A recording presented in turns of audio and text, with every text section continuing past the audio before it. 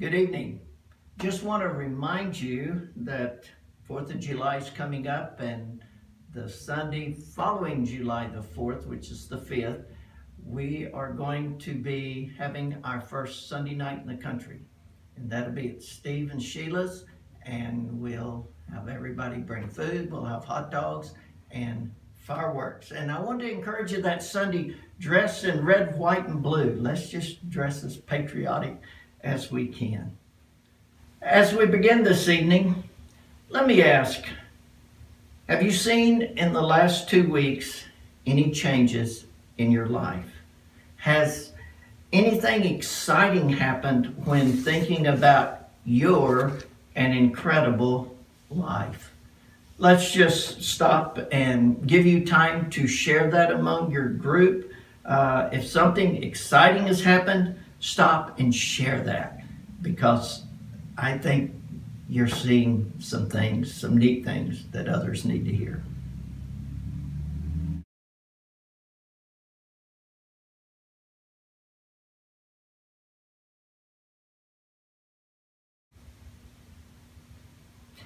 Also, I want us to stop and talk about this. The next weekend is the 4th of July. It falls on Saturday.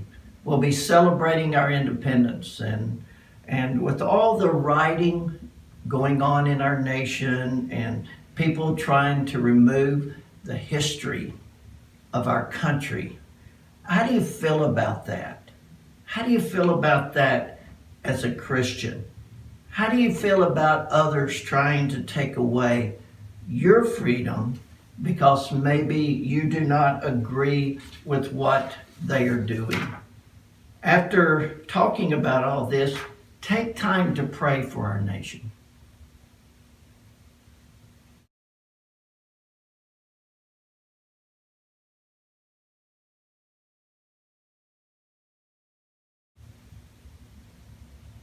Okay, you've had some interesting discussion, I know, and some things you've shared. Now, appoint someone or have someone in your group read our scripture for today. Galatians chapter 5, verses 19 through 26.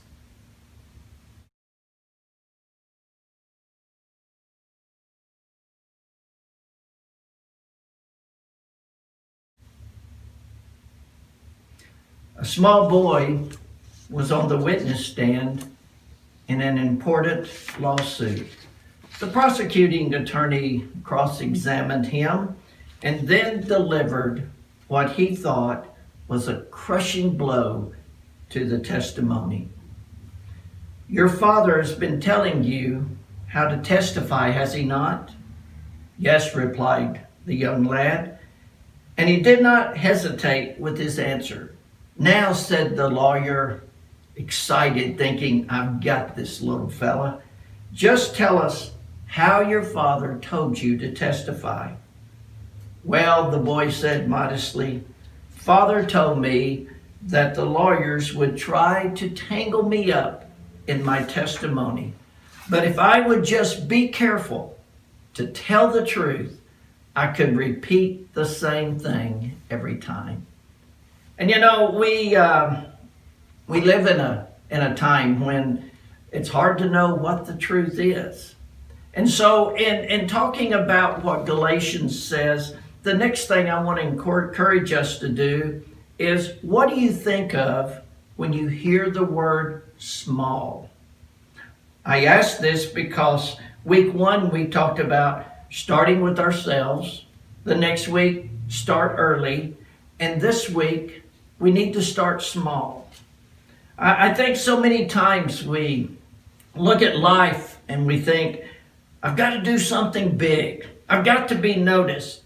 No, I want to encourage you, don't do something big. There's an old joke, how do you eat an elephant? And the answer is one bite at a time. And so how do you tackle the big issues in your life? You start small. Do what you can do today. Handle what you can handle today. And so here's the question. How do you become a great big spiritual giant in your life? Because I think we all want to be there one day. So with that in mind, take a few minutes and talk about this. How do you become a great big spiritual giant in your life?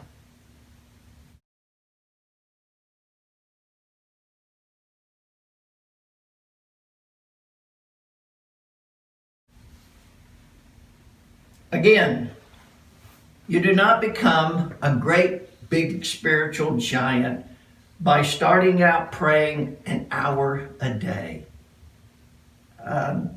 You become, let's just say it this way, a spiritual giant by spending little time with God every day.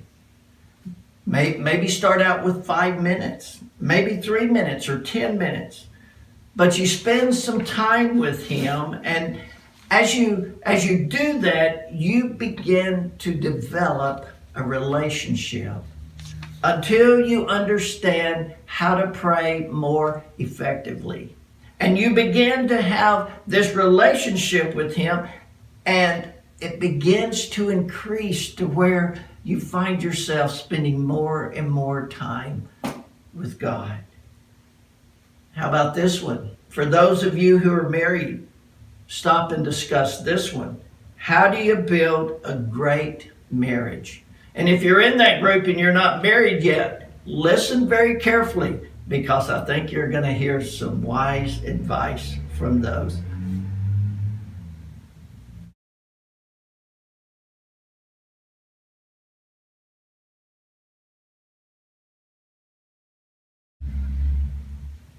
I think we'd all agree you don't build a great marriage by coming upon great discoveries the first year you're married.